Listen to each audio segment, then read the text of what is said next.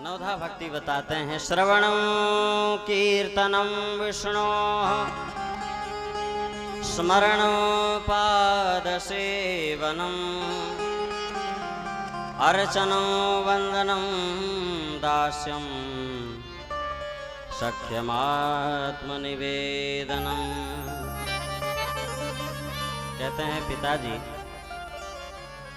उन परमात्मा की भक्ति 9 प्रकार से की जा सकती है। कैसे कैसे?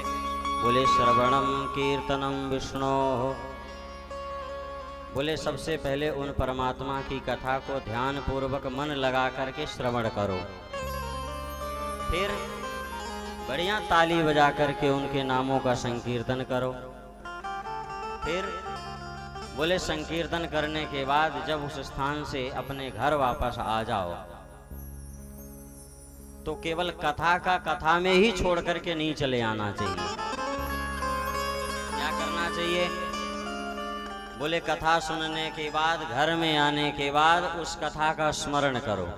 श्रवणम कीर्तनम विष्णोः स्मरणम। फिर बोले पाद सेवनम, उनके श्री चरणों की सेवा करो। अर्चनम वंदनम दास्यम, बोले उनकी अर्चना करो, वंदना करो। और बोले अपने मन में उनके प्रति दास्य का भाव लाओ, उनके दास बन करके रहो। बोले ये भी नहीं हो पाता है तो कहते हैं सख्यम, सखा बन जाओ।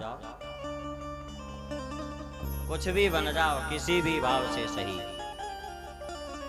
पर उन परमात्मा के श्री चरणों का स्मरण अहर्निश करते रहना चाहिए। बोले इतना भी ना हो पाए तो कहते हैं अंतिम भक्ति है आत्मनिवेदनम।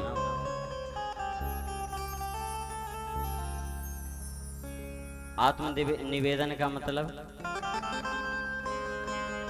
बोले महाराज जब कुछ भी ना समझ में आए तो अपने आप को परमात्मा के श्री चरणों में समर्पित कर दो। हम राम जी के राम जी हमारे हैं, जी के राम जी।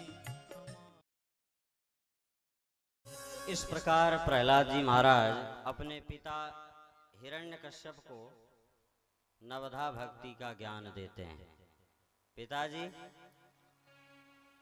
उस परमात्मा की भक्ति हम 9 प्रकार से कर सकते हैं। श्रवणम कीर्तनम विष्णोः स्मरणम पादसेवनम अर्चनम वंदनम दास्यम सख्यमात्मनिवेदनम।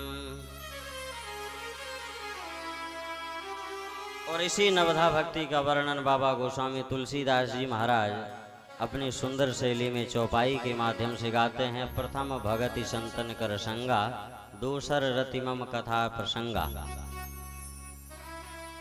है ना। और बोले गुरुपद पंकज सेवा, तीसरी भगति अमान, चौथी भगति मम गन गुण, करई कपट तज ज्ञान। है बाबा गोस्वामी तुलसीदास जी महाराज गाते हैं कि नहीं गाते हैं? आप सभी लोग जानते हैं। रामचरितमानस का पाठ सभी लोग करते हैं।